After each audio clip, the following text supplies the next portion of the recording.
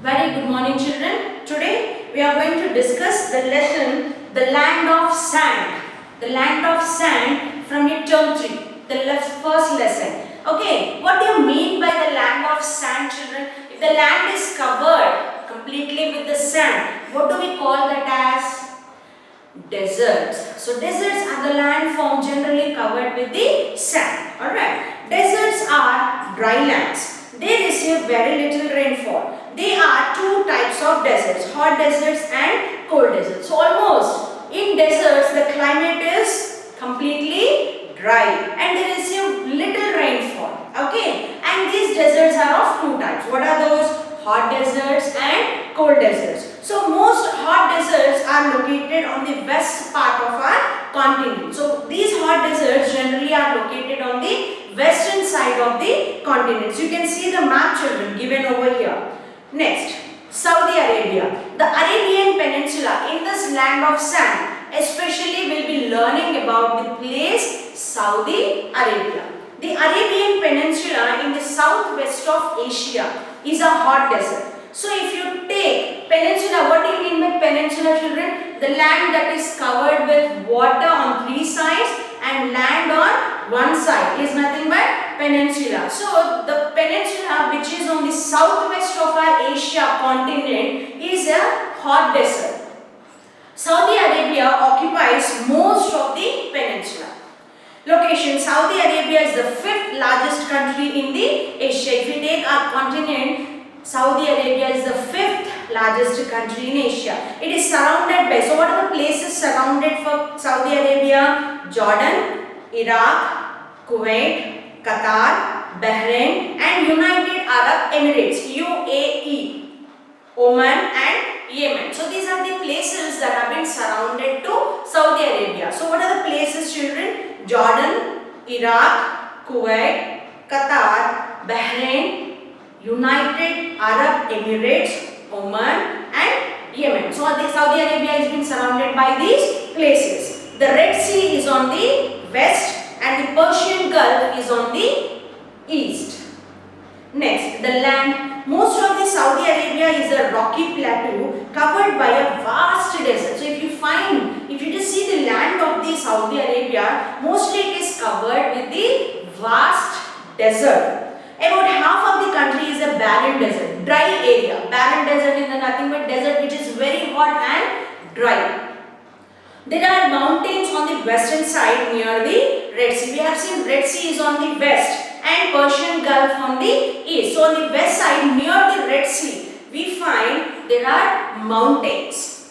The interior of the country is covered with the sand. Obviously, when almost country is being, surrounded or occupied with the hot desert, then it is covered with the sand itself. Rab al Khali in the south and Nafud and Nafud in the north are continuous bodies of sand. So what are the continuous bodies of sand? Rab al Khali and Nafar. This region is dotted with sand dunes. What are the sand dunes? The small hills of sand are called as the sand dunes. So these regions are generally dotted with the sand dunes. Strong winds often shift the dunes from one place to other place. When the strong winds are blowing throughout the desert, so these sand dunes will shift from one place to the other place. There are no lakes or permanent rivers in Saudi Arabia. Since it is a hot desert and it is a barren land, the temperature or there are no lakes at all over there. The wadis or streams that are formed after the rains last for a short time. Streams అంటే చిన్న చిన్న కాలువలు వర్షాలు పడ్డప్పుడు చిన్న చిన్న కాలువలు వస్తాయి కదా. సో దోస్ స్ట్రీమ్స్ అవి ఏంటంటే ఎక్కువ రోజులు ఉండేవి కాదు. Because of hot temperature these canals the water in this streams may not lost for a long time. Climate. Let us see the climate. Saudi Arabia has an extremely hot climate since it is completely covered with the desert. The climate over here is extremely hot. There is hardly any rainfall. Always we see deserts are dry and there will be hardly little rainfall. In fact, there may be no rainfall at all. Sometimes there may be no rainfall at all. for several years. The summer season lasts from May to September. Here for our India, what is the summer season, children? It is from March to May or April to June. But here in Saudi, the summer season, it starts from May and ends till September. The weather is very hot and dry during the daytime. So if you say in the daytime, the climate will be very hot and dry. The nights are relatively cool. Obviously in the evenings, the nights will be very cool. The winter season lasts from October to April.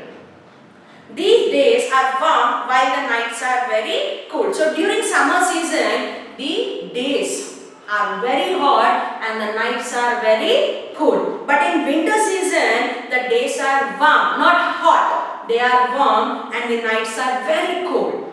In the coastal areas, the temperatures are mild. Mild in the sense, it is neither hot nor cold. Sandstorms are common in all seasons. Sandstorms ante like winds that blow along, they carry with the sand. Galilo sand anedi untadi. Sandstorms. Next, vegetation. Plants that grow here can withstand the hot and dry weather. Depending on the climatic conditions itself, different types of plants will be grown. Most plants have long roots which go deep into the soil in search of water. So most of the plants generally they penetrate in depth of the ground. We know that roots absorb the water, right? So the roots penetrates deep into the ground in search of the water. They also have soft and fleshy roots. How the roots will be? They are very soft and fleshy, and stems. Why they are soft and fleshy, children? Because they can store the water in it. Sedge, tamarisk and the date palm grow here. So what are the different plants they grow here? Sedge, tamarisk and date palm. Many animals, so let us see the wildlife. Many animals are found here. Different types of insects, snakes and scorpions live in desert. Generally in deserts we find mostly the snakes or the scorpions, right? Falcons, eagles, vultures, rabbits, mice and wild goats are commonly found here. So what are the animals or the birds we can find here? Falcons, eagles, vultures, rabbits, mice and wild goats. The camel is most useful in the desert, that we know very well. Its feet are adapted to walk on sand. It can also live without food and water for many days. So that's why we call camel as a sheep of the desert, because the camel is mostly found in the deserts and it is completely, adapted. Its feet, the feet of the camel is adapted to walk in the sand, and the camel can live with no food and water for many days. Now, economic activities. A very small part of Saudi Arabia is suitable for growing crops, because almost Saudi Arabia has been covered with the hot desert. Only little part of the land is being used to grow the crops. The main agricultural products. What are the main agricultural products? Wheat, rice, alfalfa, dates and vegetables. Water needed for irrigation and domestic use is obtained by desalinating seawater. So what do you mean by desalinating, children? Desalinating is nothing but removal of salt from the water. The process of removal of salt from the water is called desalinating. So generally seawater is salty, am I right? So for this, since we are learning the climate is hot and dry, there is no rainfall at all, then to grow crops, from where do they get the water? So they take the water from the sea. So salt water can be used to grow the crops, children? No.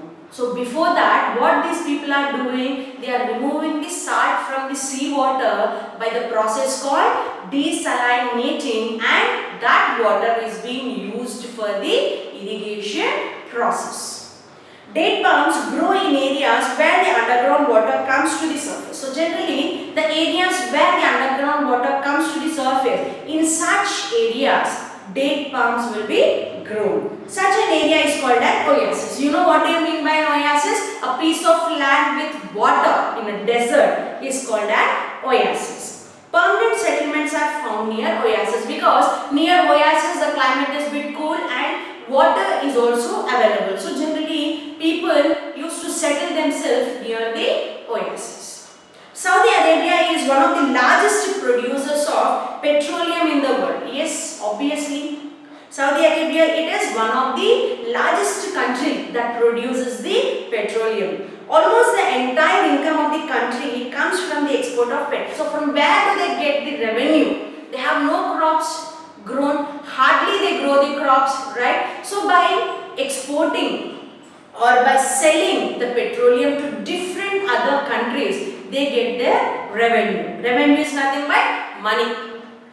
The government is developing different types of industries such as petrochemicals, petroleum refining, power generation and telecom. So we don't find mostly other industries like what we found in India or the other countries. Since Saudi Arabia, the land is completely covered with the desert, so this country will concentrate, or this country had number of industries that are related to petroleum itself, children. Purifying the petroleum or developing products that are related to the petroleum, telecom and power generation.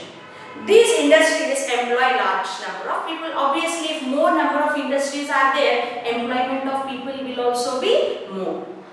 The discovery of petroleum has changed the lifestyle of the people. Obviously, any discovery has been done in the country, the lifestyle of the people will be completely changed. But in Saudi, already Saudi is getting most of its revenue with the petroleum. Because of this discovery, the lifestyle of the people in Saudi Arabia has been changed completely. The money earned from exporting petroleum is used for the development of the country. So whatever the revenue we get it, what from where we are using it for the development of the country.